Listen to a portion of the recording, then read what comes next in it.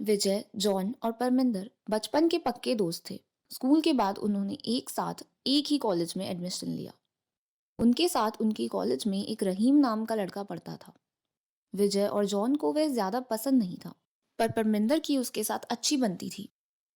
कई बार रहीम ने जॉन और विजय के साथ दोस्ती करने के लिए पहल की, पर उन्होंने अनदेखा कर दिया।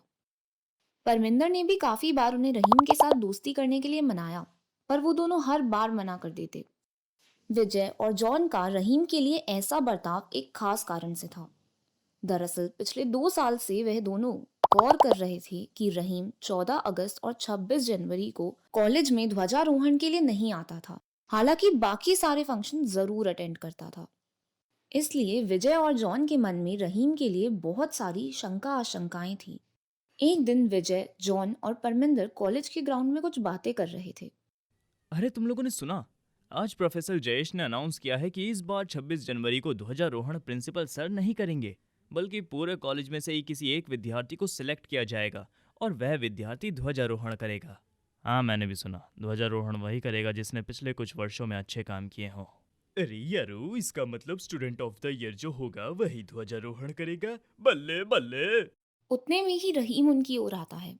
रहीम तीनों से बात करने की कोशिश करता है, पर विजय और जॉन मुंह फुलाकर खड़े रहते हैं।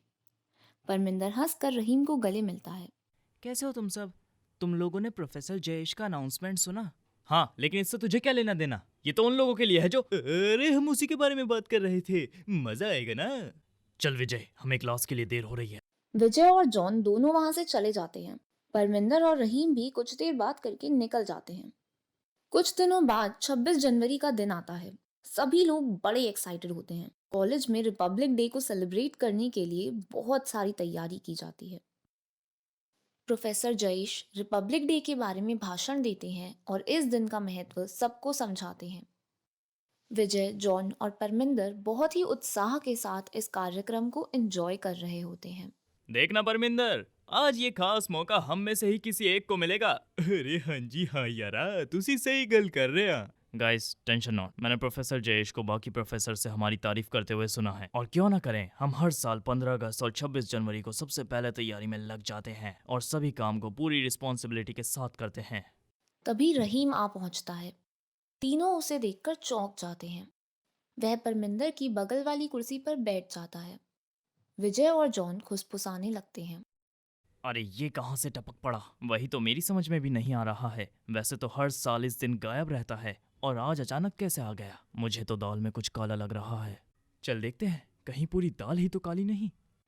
रहीम, क्या बात है, आज तुम 26 जनवरी को कॉलेज के फंक्शन में आए हो? हाँ, सही बात है। वैसे तो तुम कभी इस दिन कॉलेज आते नहीं, तो आज क्यों, और वो भी इतना लेट? वो दरअसल, अरे छड्डू यारो, प्रोफेसर कुछ कह रहे हैं, वो तो सुनो। तो बच्चों, जैसा कि मैंने कहा था कि आज का दिन हम सभी के लिए बहुत खास है, और जैसा कि आप सभी जानते हैं कि हर साल प्रिंसिपल सर ही ध्वजारोहण करते हैं, पर इस बार हमने मिलकर फैसला किया है कि इस बार ये मौका आप में से ही किसी एक विद्यार्थी को दिया जाए, पर इस सम्मान को पाने के लिए जो काबिल होगा उसी को ध्वजारोहण करने का सम्मान्य अवसर मिलेगा।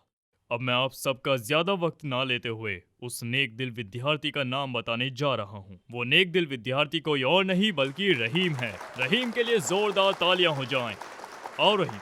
विजय, जॉन और परमिंदर अचंभित हो जाते हैं। विजय और जॉन एक दूसरे के सामने ताके रहते हैं।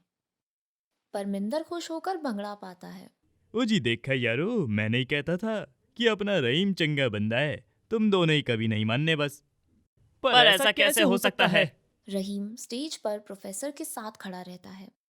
मुझे पता है कि आप लोग क्या सोच रहे होंगे। आखिर रहीम ही क्यों? उसने ऐसा क्या किया है कि उसे इतना सम्मान दिया जा रहा है? ये बात आप लोगों से आज तक छुपी रही, पर अब और नहीं। रहीम एक ऐसा छुपा फरिश्ता है जिसने नेकी कर दरिया में डाल वाली बात सच कर बताई है। हर साल वो इस खास मौके पर वह शहीद हुए सैनिक के परिवार वालों को अपने से हो सके उतनी मदद करता है। उनके छोटे बच्चों को फ्री में ट्यूशन भी देता है, और ऐसे तो कई अनगिनत काम करने के लिए वह सबकी सलाह भी लेता रहता है। सच में रहीम, हम सबको तुम पर गर्व है। ऐसी कोई बात नहीं है। दरअसल हम सब अपने से हो सके उतना करने की कोशिश करते हैं। मैंने तो बस अपना फर्ज निभाया है। चलो बेटा, ध्वजारोहण करो। सर, अगर आपकी परमिशन हो तो मेरे और 3 काबिल दोस्तों को स्टेज पर बुलाना चाहता हूँ। वो तीनों भी हमेशा अपने से हो सके उतनी मदद करते हैं। वो सच्चे देशभक्त हैं सर। मैं जानता हूँ तुम किन की बात कर रहे हो, बुलाओ उनको। विजय, जॉन और परमिंदर, आ जाओ दोस्तों। चारों गले लग जाते हैं।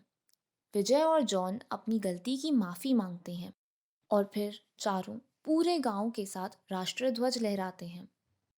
उन चारों को साथ देखकर ऐसा लग रहा था जैसे हिंदू मुस्लिम सिख ईसाई आपस में हम भाई भाई वाली बात सच हो गई।